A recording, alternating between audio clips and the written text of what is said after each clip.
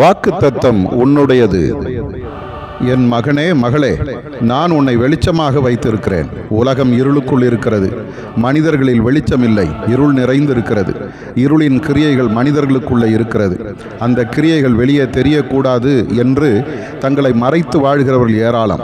உள்ளே ஒரு வேஷம், வெளியே ஒரு வேஷம். வெளியே பார்ப்பதற்கு நல்லவர்கள், அன்பானவர்கள், இனிமையானவர்கள், பரிசுத்தவான்கள். ஆனால் உள்ளே கபடும், வஞ்சகமும், சூதும், அநியாயமும், கொடூரமும் நிறைந்திருக்கிறது. இருளின் கிரியைகள் கண்டிக்கப்படாதபடி வெளிச்சத்தினிடத்திற்கு வராதிருக்கிறான். ஆனால் நான் என் முகத்தின் வெளிச்சத்தை உன்னில் பிரகாசிக்க செய்தேன். எந்த மனுஷனையும் பிரகாசிப்பிக்கிற ஒளியாக நான் இவ்வுலகத்தில் வந்தேன். இன்றும் என்னிடத்தில் வருகிற எல்லாரையும் பிரகாசிக்க பண்ணுபவராக இருக்கிறேன். இந்த இருளான உலகத்தில் என்னுடைய வெளிச்சத்தை வீசுகிற விளக்காக நீ இருக்க வேண்டும். உன் பேச்சு, உன் நடக்கை, உன் குணம், உன்னுடைய ஒவ்வொரு செயல்களும் என்னை மகிமைப்படுத்துவதாக இருக்கட்டும்.